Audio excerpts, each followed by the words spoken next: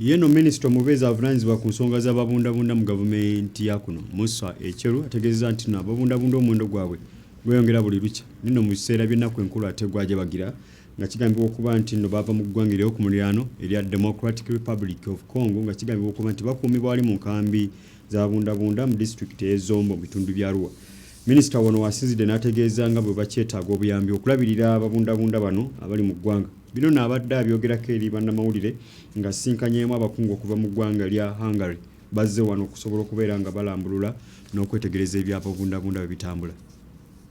Uganda lye limu ku mawanga agasinga abanoonyi b'obubudamu abangi mu nsi yonna era nga bali eyo mu kakadde kamu mu emitwalo 40 nga bano abasinga bava mu Somalia, South Sudan, DR Congo, Ethiopia, Burundi n'ensi endala.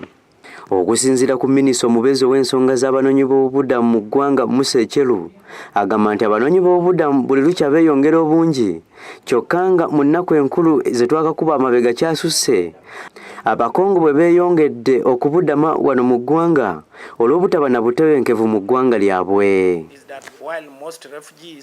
Who have been running from DR Congo and South Sudan to Uganda are running because of majorly militia that roam their countries and cause mayhem in their villages.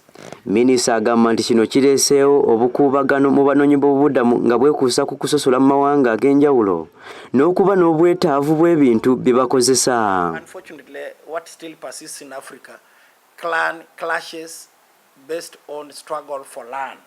Just you find this clan that doesn't agree that this clan, the other clan should also be taking farming in the same land. This land belongs to them, and so the communities called the Alur, who are mainly in the summer in Uganda, but mainly on the other side, have collided with the community called the Lendu and the Kebo. And those two communities have created a huge influx of mainly women and children into Zombo. Wano Minisita wasinzidde n'alajjanira amawanga ga Africa okulabira ku Uganda okubudamya abanoonyi b'obubudamu kuba bingi bye bafaanaganya mu mbeera z'obuntu olwo amawanga g'abazungu gannaggwadda gasigaze kubayambako mu kubalabirira. From Africa will find it very easy to adapt to the environment and the climate and the culture of Africa. In most cases, we are related. The rest of the world, particularly Europe and other parts of the world, can just play a critical role in the burden sharing. Okwogera bino abadde asisinkanya abakungu okuva mu ggwanga lya Hungary ng'ekibaleese kuno si kirala kulambula ebifo ebirimu abanoonyi b'obubudamu n'okumanya omuwendo gwabwe omutuufu nga ku bino kwe bajja okusinziira okubaleetera obuyambi. Minisita w'ensonga za Paalamenti mu ggwanga lya Hungary Barasi Orban yabakulembeddemu era asiimye Uganda olw'omutima ogwo kyokka n'ategeeza nti baakwongera amaanyi mu kuyamba Uganda ku mugugu gw'erina ogw'okulabirira abanoonyi b'obubudamu kuba si mulimu mutene.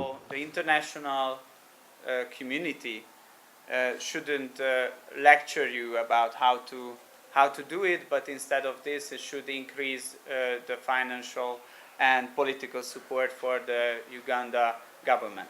And 3 years ago, the Hungarian government decided to establish an African strategy, and because of this analysis, Uganda is in the center of our African strategy. So Uganda ng'eyambibwako amawanga amalala n'ebitongole eby'obwannakyewa eby'amaanyi baakwongera amaanyi mu kutumbula embeera z'abanoonyi b'obubudamu gamba nga okubatereereza ebyobulamu okubasomesa n'okubatandikirawo obulimu obutonotono basobole nabo okwebeezaawo.